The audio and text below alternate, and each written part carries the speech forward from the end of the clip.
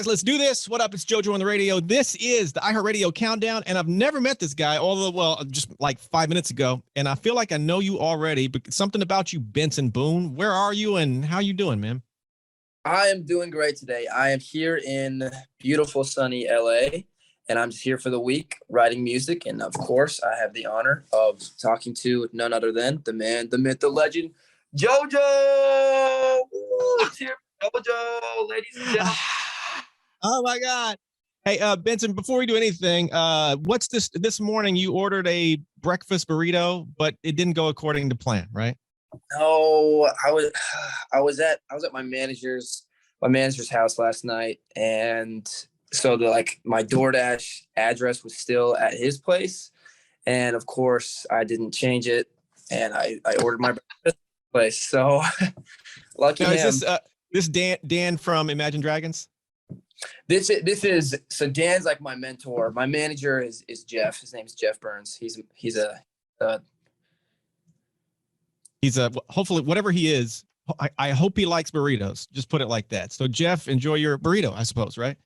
Of course. Benson, real quick, Benson, describe this pandemic experience. This last 2 years has been crazy. The way I describe my experience, at least for a part of it, is I feel like we've lived through a sci-fi movie. Like it's been just so bizarre in some ways, although you've had music blow up in the middle of this, pandemic. So maybe your experience has been a little different, but how would you describe the last, I don't know, year and a half, 2 years, whatever? Honestly, the pandemic was a total win for me, and I didn't really see it that way at the beginning. Obviously, we were all bummed to not be able to see our friends, but it's kind of just been a whirlwind of like me finally getting the opportunity to share with the world just a little bit of my music and my voice. So it's been like social media has kind of been on the rise even more than it was before the pandemic. And I just took advantage of that and shared, my musical ability on social media. And yeah, it's been like, obviously, it sucks to wear masks and to have to stay quarantined, but like, there are some positives throughout it. So yeah, it's something's been working for you for sure. We're getting to all of it, of course. With this track, Ghost Town, blowing up, of course, the obvious question, are you working on album, EP, some sort of body of music? Are we going to go single by single? What's the, because people are going to hit me up, and I'm sure they've already hit you up 1,000 times. What's the plan in regards to an album? I've been giving that a little bit of thought. The past couple of months have kind of been focused on just writing. So I've kind of been building up my repertoire of songs. So an album, I don't really know whether it's late this year or early next year, but definitely, you can expect multiple songs from me this year, including Room for Two, which is my next song, and it comes out February 18th. Benson, you got a big following. Your music is blowing up. I want to hear, if you have a story, crazy fan encounters. Maybe that's, I can't think of a better way to put it. There's got to be some other more tactful way to say that, but all your fans, beautiful, wonderful, lovely people, except every now and then somebody gets a little extra. Have you had one of those yet? I'm still kind of at the point where I don't really have like a ton of crazy fans yet, but I was in Europe, and these two girls, I have no idea how they knew where I was the whole entire day while I was in Helsinki, Finland. But they followed me the entire day, waited outside in negative 10-degree weather for 8 hours for me to come out, and they would just hug me. That's literally all they would do. They would just come up to me and hug me, and they wouldn't let me go. And that was like probably the weirdest thing I've ever experienced with a fan. So every stop, everywhere you went, no matter where it was, coffee shop, studio, they just followed you, and you walked outside and gave them a hug, and that was just, and that happened multiple times, and that was it. Multiple times. And we were traveling through a van. So I don't know how they were getting there. It didn't look like they had a car, but they were just there at every place. So I don't know, man. We need to think of a name for these girls, the Finland girls. Maybe that's what it is. Yeah, something, the cold weather girls. They need a name because they're going to stick with you forever. They are lifelong fans, I would have to imagine. Yeah. We'll have to come up with something. I'm sure we could cook up something great for that. All right, big shout to we'll call them the Finland girls.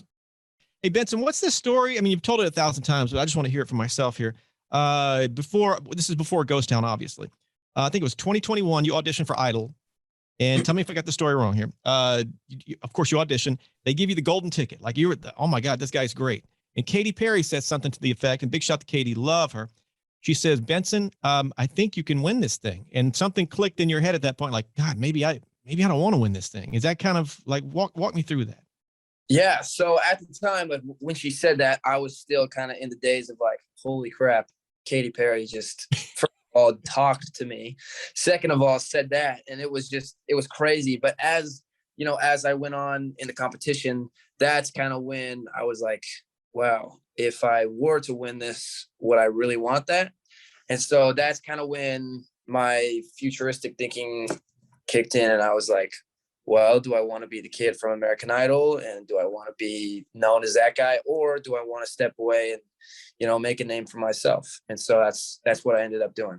I kind of love the thinking, and curious, you know, your friends, family, inner circle, were any of them thinking like, dude, what are you doing? Why are you stepping away? Are you crazy? I mean, did you get any of that? Dude, my parents, for my mom, I told my mom, I was like, hey mom, I think I'm going to quit Idol. I just don't think it's right for me. And she looked at me like I was an idiot. She was like, are you kidding me? And you know, obviously after I explained it, both my parents were on board. But yeah, like I had so many people give me like the, what are you thinking look. So I felt like an idiot at sometimes, for sure. Well, it's working out for sure.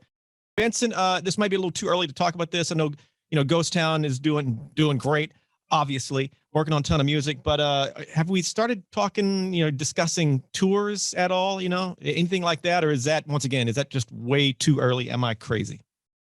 I don't think you're crazy at all. I've actually been asking, just like kind of talking about what it takes to tour and all that with my manager and with Dan. And whenever I have enough songs to tour, you will see me on stage. So I'm hoping by late this year I will be touring. That's my goal. When you were in Europe and the girls from Finland were chasing around all that stuff, I think I read that you felt kind of awkward because you're performing, but you have basically one song. Is that? I guess that's a little bit of a stress. You're thinking like, I don't know. Is that a true story? You know, yes and no. I don't think awkward is the right word, but like, you know, it did feel weird. Like I was like, wow, I'm here performing in front of people and I have one song. And that's like a oh crap thought, you know. But I did sing some unreleased songs for them. So they did hear more than just Ghost Town. But yeah, you know, it's like it's weird, like just only having one song, and everyone's got to start somewhere. But I guess I don't know. Like I expect me to have more songs than I realized. Wow, I just have one song out. That's, you know what, to make you feel better. I mean, Niall Horan, which of course he did One Direction, all that stuff. But when he started his solo, he was telling me he did our Jingle Ball tour. And, you know, he's a big name, but when he first started the solo, he didn't have many, you know, known songs. Granted, it's a different thing. He was established at that point, but a similar feeling. So you're not alone when you're having those thoughts like, oh crap, one song. But once again, you got to start somewhere, man. You just keep doing it, dude. Give me the relationship with you and Dan from Imagine Dragons. I mean, this is pretty cool. I thought, for some reason, I thought I said manager earlier, but he is not your manager. He is just, he's your mentor. He's a big influence in your career. What the heck? What the heck is he? I know. So Dan has definitely been through the ringer. He's done everything you can do in the music industry. And at first he just reached out to me wanting to write music with me. He just said he liked kind of my voice and my vibe. And so I went to Vegas to work with him. And as time went on, it kind of developed into more of like a friendship. And he just kind of gives me his word of advice in everything I do. I talk to him like every week. And yeah, he just kind of, I mean, there's a lot of things I'm sure that maybe he didn't do his best on because he didn't know, like early on in his career. And so he's trying to like guide me so I don't make any like possible mistakes that he made. And he really is he is a great guy, and he always is looking out for what's best for me. And so, yeah, it's kind of been like, he's now just my musical mentor and friend.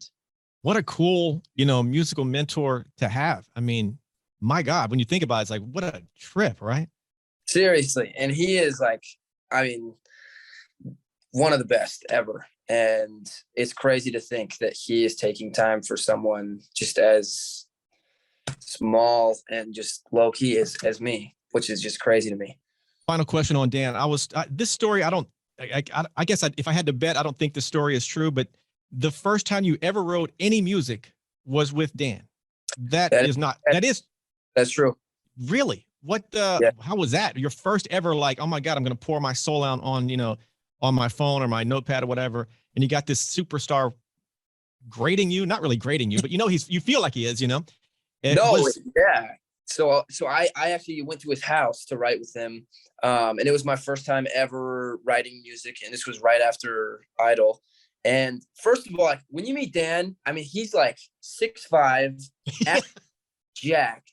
And he's like when you look at him, it's like scary almost. He's just a tank. And I'm like pushing 5'11", just this little skinny kid. And I was scared to death. And then you meet him and he's so nice. And he's like, hey man, just like feel it out, try and open up. And then like we go to the piano and just kind of start dinking around. And it was so natural. And so it just came very easily. And so I wouldn't have had it any other way. That is too cool.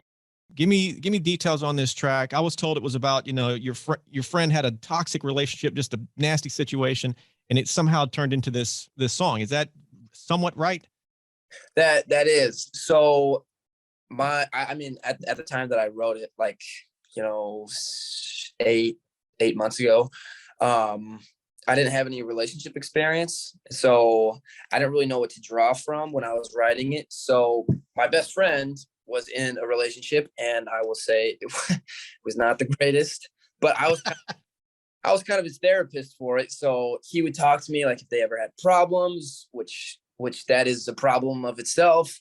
But yeah, so I was like his relationship therapist guy, and that's just kind of what I used to write the lyrics of Ghost Town. Like that's kind of how I got my inspiration, which, I mean, I'm very thankful for him, but it sucked for him to be in that relationship, but it worked out. Now I got to know, and not to pry and no names, obviously, but are your buddy and this person, are they still dating, or did they just split up? They split up. Yeah, they heard that song and they were like, "Woo, okay."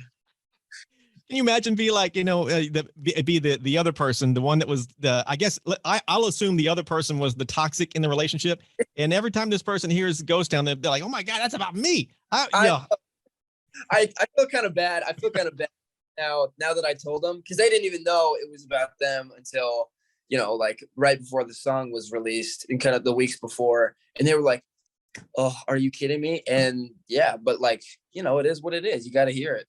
Yeah, I agreed. Benson, I don't know the whole story, but I'm told it's a crazy story about you didn't know you could sing until some moment where you stepped on stage. Like you didn't realize, like, I don't know if I could do this. And then on stage, you're like, man, I'm damn good at this. Maybe I have the story wrong, but well, I mean, I was in high school. It was senior year of high school, and my friend wanted me to be in a Battle of the Bands competition with him. And I played piano at that time. I did not sing, and I had never tried. So I was going to be the pianist, and I was totally on board. We did a couple practices, and then our singer got sick last minute and could not perform. So what do? You either quit or just find out you can sing. And so the day before, we did one practice, and I tried singing, and like even in that practice, it wasn't great. It wasn't the best, but we got to the performance the next day. It was like a movie. Like we were the last band to perform. Everyone was probably so tired of sitting there and just wanted to go home. And then Benson Boone comes out, the kid that just does random backflips and has way too much energy. And everyone's like, "Oh my gosh, this is so, like, Benson doesn't sing." And I got out, and it just like clicked at that performance, and it was the craziest thing. And we ended up winning, and it was like the craziest experience. But yeah, ever since that day, it's just been there. I don't really know how else to put it. So before you sang on stage, you really thought that, man, I'm gonna suck. Like this is not what I do. And then you open your mouth and then time stopped. Yeah, that was spot on.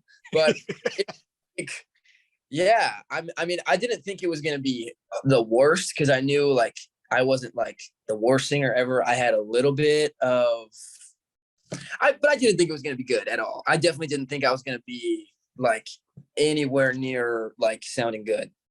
That's crazy, man. Benson, have you ever been, and you may have already answered it, but have you ever been starstruck? I know you mentioned Katy Perry. That was pretty crazy. That the Idol experience, of course, Dan from Imagine Dragons. I mean, have you been starstruck before? Honestly, like I would have to say, like the best example of that is American Idol. When I met Katy Perry, it's like it's a whole different experience when you see her in person. Because I mean, you see these videos of her doing American Idol, and like she's the judge, and then you see her on stage, and I mean, she's just like drop dead gorgeous. And you see her in person, and it's like you multiply all that by 10. It is so crazy. Like I didn't even feel like it was real. And when I was practicing for like another round, she actually came into my practice room and we just got to talk. And I was like, oh my gosh, I'm talking to Katy Perry right now. That is, I didn't even know what to do. I don't remember what I said. Hopefully I said something cool, but yeah, that was crazy. It is pretty wild, and I would imagine people would assume this because she comes across this way. But we've known her for a while around here. She's been at the radio station forever. You know, I love her. She's so nice. She's so nice. You know. I know, and it's like it's literally like you're just talking to another genuine person. Benson, I doubt you know this about me, but I am obsessed with the paranormal. Ghost, UFOs, everything in between. It's been like this since I was a kid. I've got a podcast called Paranormalish, which maybe I'll get you on there at some point because what's this paranormal story you have? I'm not sure if it's paranormal or not, but it's certainly worth a chat here. Yeah, so there's been like three different times in just in the past month. So this is recent, where I'm sitting in my apartment and like no one around me in the apartments around me has a cat. No one that I know has a cat. I've never even seen a cat near my apartment. And inside my apartment, I can just distinctly hear a cat meow. And I go to where I hear it, and there's nothing there. And no possible way there would be a cat hiding there because I know every single nick and cranny of, is it nook and cranny? No, I think it's nook and cranny, but Nick and Cranny, maybe we can start a trend. Nick and Cranny it is. Every single nick and cranny in my apartment, I have seen and looked through, and there's no cat. And I'm like, and even my friend heard it. So I have secondhand experience that there is a cat in my apartment, and I have no idea how it's even possible. You know what? I guess the only way to find out, I mean, it's going to be hard to research a cat, but I would imagine like the apartment. I wonder if the person before you had a cat. You know, I mean, that's the first thing that comes to mind. Like, did a cat pass away in there? I mean, and it doesn't sound like it's next door. It sounds like it's right there, right? It sounds like it's either in my laundry room or in my pantry. And first of all, there's no room in my pantry for it to be in, and then my laundry room, there's like nowhere possibly that it could be. I don't know. How do you feel about having a possible haunted cat in your apartment? Is that a good thing or no? Honestly, like it's better than a haunted, like a person haunting me. I think I have a cat, so maybe it's not the worst. Fair point. Benson, what's the story?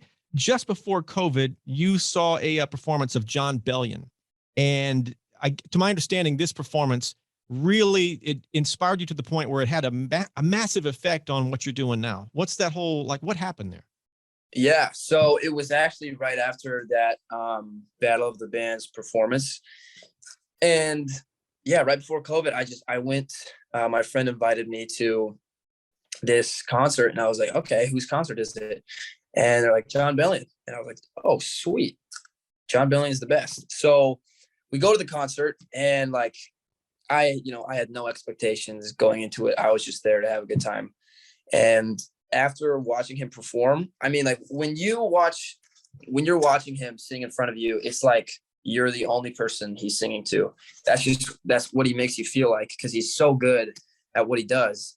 And his voice is incredible. It just, the whole thing was so inspiring. It's like when you watch a karate movie when you're a kid, and then like you're just so motivated to go beat someone up that's like stealing an old lady's purse or something after. Right. Like that's the feeling I had. It was like so empowering after I just wanted to be a singer and be on stage.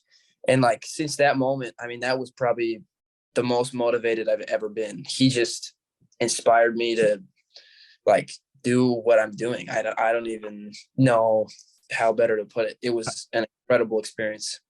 That's a pretty massive endorsement. I now need to see John Bellion in concert, and you for that matter, Benson Boone. Benson, I'm told you are a pretty serious, the way it was phrased to me, you're a pretty serious scooterer. What the, I'm not even sure. I mean, I know what a scooter is, but what is a pretty serious scooterer? What is that? What are they talking about? Well, I don't know. I get a scooter. Like, it's like, you know, like the little razor scooters you used to ride when you were a kid, but they're just a little nicer and built to be at a skate park instead Right. of sidewalk at like eating away at your shins. But I take them to the skate park and, you know, front flips, back flips, like bri flips, tail flips. You probably don't know what that means, but just it means if I did it, I would break a leg. That's what it means, you know. But you know, it's like I don't usually get free time, but when I do, you know, I just head to the skate park. I always have my scooter in my car, and it's just a fun little like side hobby. You know, Ghost Town's doing well. Obviously, you've got your future is so bright. You're working with Dan from Imagine Dragons, working on new music tours and everything. All this stuff is ahead of you. What are your family, your friends, that really tight inner circle? What's their reaction to all this success? That's been the best thing to see, and I will say I have a wonderful family and great friends, and they're all just happy and supportive to see what I'm doing. I think they like to get updates because I'm always doing something new. Like, hey mom, I'm on the Kelly Clarkson show, or hey mom, I just met Dan Reynolds from Imagine Dragons, and he is my mentor now. It's like they just never know what to expect, and so it's great to be able to keep them close and to have like that little bit of just family and my childhood friends with me to experience all this. But like they're doing their thing, I'm doing my thing. It's a good relationship with all of them. Same question to you. What's your reaction to all this success? I think I'm still realizing what's happening. Like it's taken a bit for it to like kick into my brain that like my first song blew up, and it's a crazy feeling, but also it's motivating to keep going. Like I don't want to just, you know, do well on one song and then quit. Like I want Ghost Town to be the bar now. Like I just set the bar for the minimum of how I want to do for my next songs. So it's just I mean it's pushing me forward. Exciting stuff for sure. Of course, yeah, quick recap. Ghost Town is out. Get on this track if you're not already, obviously. Lots more music coming, tours, everything else. Benson, what am I forgetting to ask you? I must be forgetting something. That's a wonderful question, JoJo. Well, thank you, Benson. What do you want to know about me? You ask anything. Do you think I'm strange with my ghost paranormal obsession? You know, or do you have a similar interest? I think maybe 2 months ago, I would have thought you were strange, but after hearing that cat, I think you're on the right path now. All right. Final question I'll ask you on that. As you schedule tour dates, you know, and that's going to happen in the near future at some point, you know, you're going to come across some hotels that have a history to them. And there's always the room you don't stay in, the haunted room. Okay. I want you to pick one of them rooms and stay in it and let me know what happens. All right. I will do that, and I will let you know how it goes. But You're the first one. I better see you at the concert. So done. Fair point. All right, Benson, it's a real pleasure to meet you. Congrats on everything, man. Thank you so much, and thank you for having me. You got it. At the end of every countdown, fist bump to make it official. Benson, tap the cam, dude. Bam. Boom.